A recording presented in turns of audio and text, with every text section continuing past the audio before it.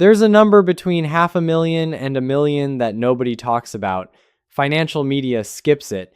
The internet obsesses over the first 100,000 and fantasizes about the million. But the real shift, the one that fundamentally reorganizes how your life works, happens at $750,000. A man in Seattle crossed it 19 months ago. He hasn't changed jobs. He hasn't moved. He hasn't bought anything his neighbors would notice. But he told me something recently that I haven't stopped thinking about. He said, "I used to plan my life around my salary. Now I plan my life around my options." That sentence sounds simple. But when you understand what 750,000 actually does to the math and to the person holding it, you'll realize it describes a transformation that most people will never experience. Not because they can't reach it, because nobody ever explained to them what was waiting on the other side.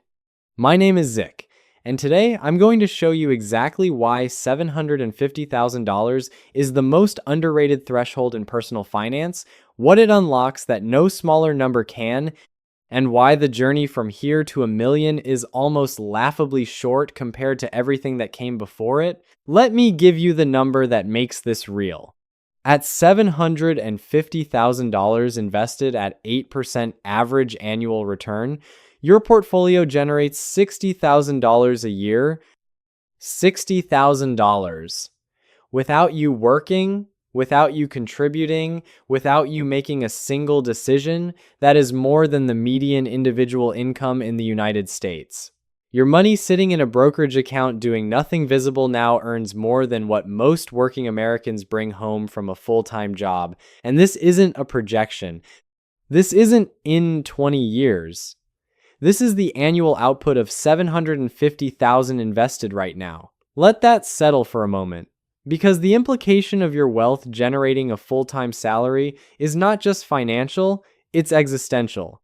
It means that for the first time in your life, work is entirely voluntary.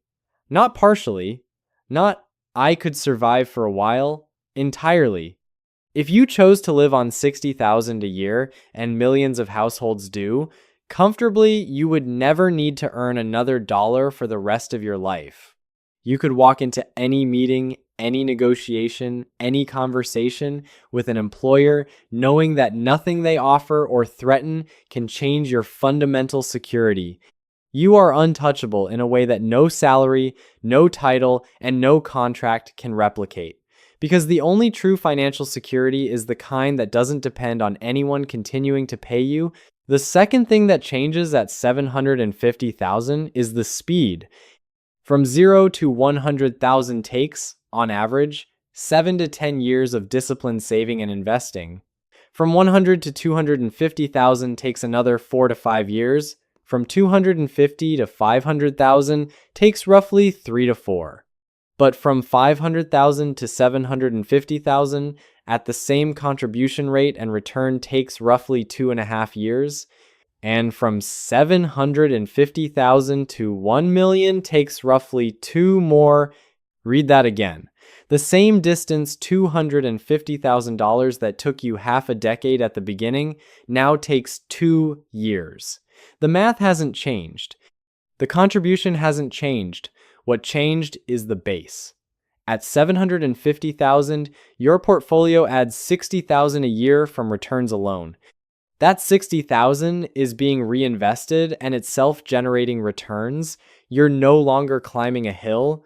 You're being carried by an avalanche of compounding that makes your personal contributions almost irrelevant. If you stopped contributing entirely at $750,000 and earned zero additional income for the rest of your life, your portfolio would still cross 1 million in approximately 3.5 years at 8%. You don't even need to participate anymore. The machine runs without you. The third transformation at this threshold is what happens to risk. Below 750,000, a 30% market crash is devastating. At 300,000, a 30% drop takes you to 210,000, erasing years of progress and potentially years of emotional resilience. At 750,000, a 30% crash takes you to 525,000. That hurts, but you're still above 500,000. You still have a portfolio generating over 40,000 a year even at the reduced level. You still have more than most households accumulate in a lifetime. If this is helping you so far, take 2 seconds to hit the like button. It really helps the channel. And here's what most people miss about recovery at this level. A 30% drop requires roughly a 43% gain to recover. At 8% average returns, that recovery takes approximately 4.5 years. During those 4.5 years, if you continue contributing even modestly, you don't just recover, you overshoot. Because you were buying shares the entire time the market was discounted. The crash that looked catastrophic on your statement became the best buying opportunity of the decade. At 750,000, you have enough mass to absorb hits that would permanently derail smaller portfolios and enough time horizon to turn those hits into accelerants. The fourth shift is what I call the freedom margin. At this level, your annual passive income of 60,000 creates a buffer wide enough to redesign your life without financial consequence. You can drop to part-time work and still maintain your current lifestyle if your essential expenses are below 60,000. You can take a year off to write, travel, study, care for a parent, or launch a business funded entirely by returns without touching your principal. You can relocate to a lower-cost city and effectively retire decades before traditional retirement age. Let me be specific because specificity matters. A household with essential expenses of $4,000 a month, $48,000 a year, at $750,000 invested, has $12,000 of annual surplus from passive income alone. That surplus, reinvested, adds another layer of compounding that pushes you toward $1 million even faster. You're not just financially independent at this number, you're financially independent with a growth margin that continues to accelerate your wealth. You've entered a self-reinforcing cycle where even your surplus generates surplus. Most people spend their entire lives trying to break even. At 750,000, you're breaking even so hard that the overflow itself builds wealth. The fifth change is the deepest. It's the end of financial fear. Below this threshold, there's always a scenario that can break you. A long illness, a prolonged job loss, a market crash combined with a personal emergency. The what-ifs live in the background of every financial decision, creating a constant low-frequency hum of anxiety that most people have carried for so long they mistake it for normal.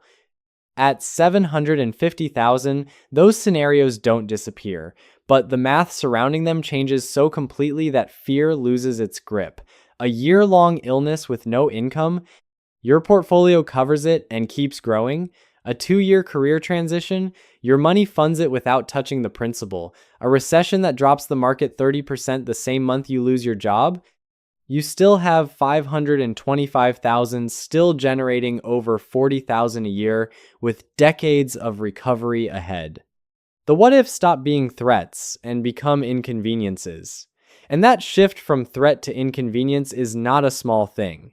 It changes how you sleep. It changes how you argue with your partner about money. It changes how you parent, how you plan, and how you breathe. 750,000 doesn't just buy options, it buys the absence of the fear that made every previous option feel dangerous. Here's what I want you to do. First, if you're currently between 300 and 750,000, calculate the date your portfolio crosses this threshold at your current contribution rate and an 8% return.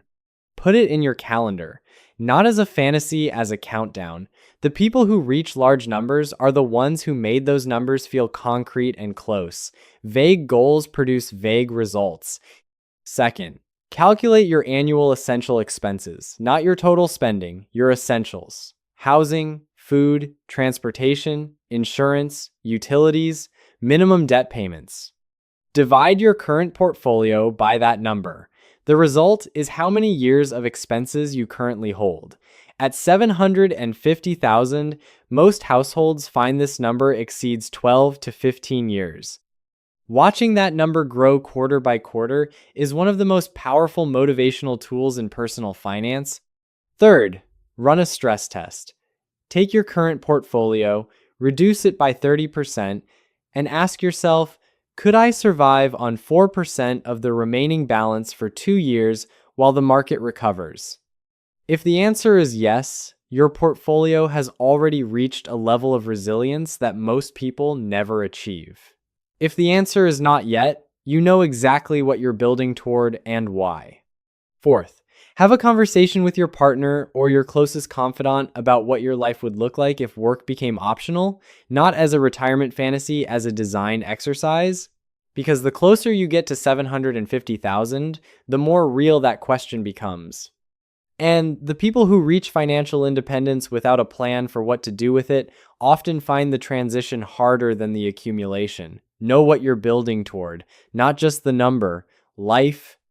And if you're actually getting something out of this, consider subscribing. I make videos like this every week. Let me take you back to Seattle, the man who crossed 750,000 19 months ago. His salary is $94,000. Respectable, but not remarkable. He reached this number at 44, after 17 years of contributing to a brokerage and retirement account with a consistency that his own friends found boring. Nobody celebrated this milestone with him. Nobody knew it happened. There was no moment of triumph, just a quiet morning where he opened his account, saw the number, closed the app, and drove to work. But something had changed. He told me that when he walked into the office that morning, it felt different. Not dramatic, not cinematic, just lighter. Like a weight he'd been carrying for 20 years had been set down so quietly that he only noticed its absence after it was gone. He still works, he still saves, but the reason behind both of those things shifted permanently. He's no longer building towards security, he's building from it. That's the 750,000 threshold. It's not the finish line.